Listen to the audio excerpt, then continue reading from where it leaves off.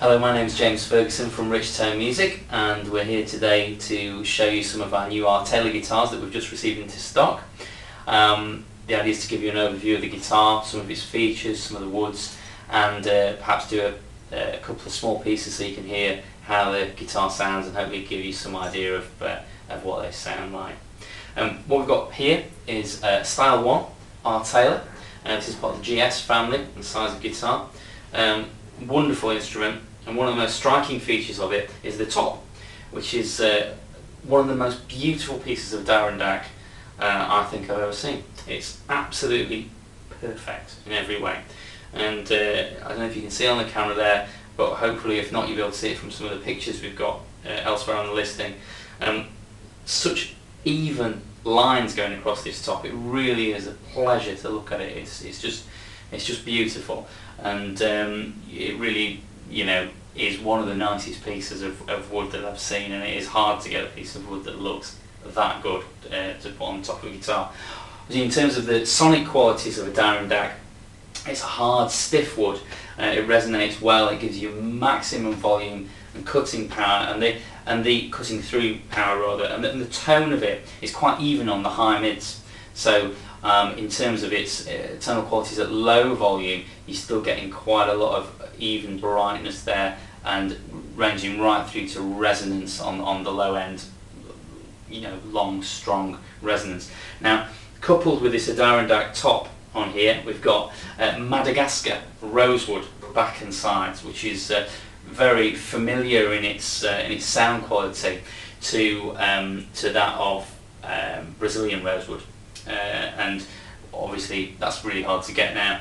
But the Madagascar rosewood is controlled. It's not endangered, but it's controlled, and it's sustainable and can be gotten. It's very predictable, good quality sound. So that, coupled with the Adirondack top, is a really fabulous combination, and gives a really good resonant quality and even tonal range across the guitar. The bracing inside the guitar is spruce, very high quality spruce. So we've got nothing letting the side down here. We've got a lovely sound box that resonates beautifully. We've got the 3-colour green abalone inlay around here. We've got the dual pinstripe going around the outside, as you've got that echoed all the way around the guitar on the binding here. Now, something really lovely about this guitar, it's got on the binding, the binding is koa. So and we've actually got koa here on the inside of the sound hole, which really is a wonderful touch, and it really does look lovely. It's like flamed all the way around there, and as you look around the edge, it's all flamed all the way around the edge. You've got flaming all the way down the neck here, which is just beautiful. It's a treat to look at, really, and it just screams, you know, I want to play you. It really is wonderful.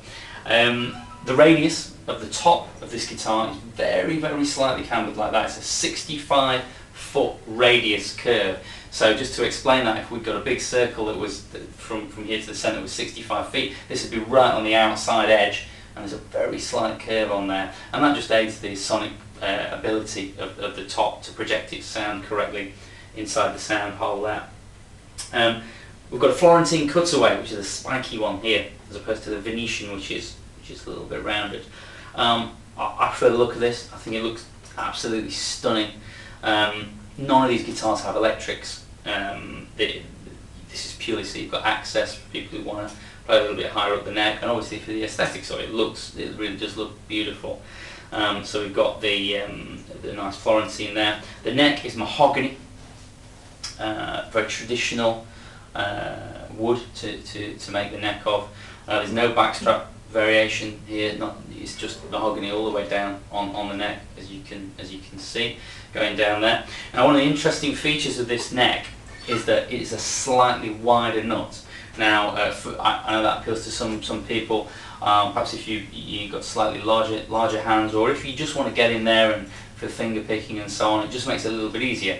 It's not particularly just for that, but for some people that is a nice feature. So it's got a slightly wider neck. Now, coupled with that, we've got a slim carve to the neck as well. The one we're talking about is we're only talking about a very slight difference to a standard neck, but it is a little bit slimmer, and it does feel nice, and you can get your hands around it nice, and it just sort of balances out the extra width on the nut. It sort of balances it out with the flat carve of the neck. It's a standard Taylor scale length, so in that sense it's the same for those of you who are familiar with the other Taylors, 5, 6, 7, 8 series and so on. Standard length there. That in a nutshell is the guitar. It really is beautiful. It's appointed with the Goto 510s as trademark on the R Taylors, and a lot of the high-end Taylors that are made, probably some of the best machine heads in the world. What I'm going to do now, I'm just going to play a few short pieces so you can get an idea of the sound quality of the guitar. First of all, I'm going to pick it, then I'm going to strum it with a soft plectrum, and then I'm going to pluck each string individually so you can hear the sound of the guitar, and hopefully that will give you some idea what it sounds like. Okay.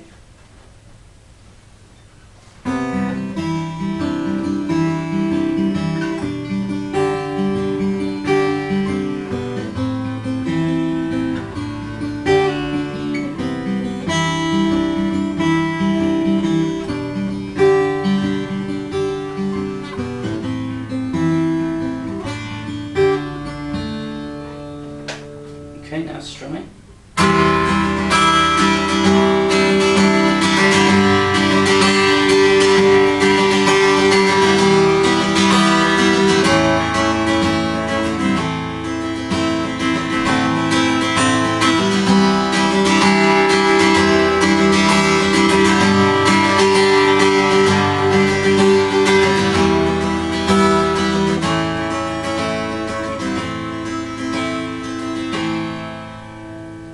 Okay, now picking.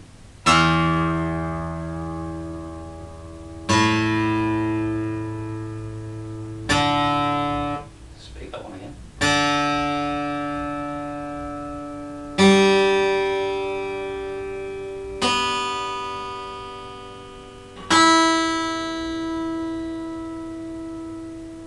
Okay, I hope that gives you an overview of where we're coming from with this guitar. If you do have any questions, please feel free to give us a call and we'll be only too happy to answer them. Thank you.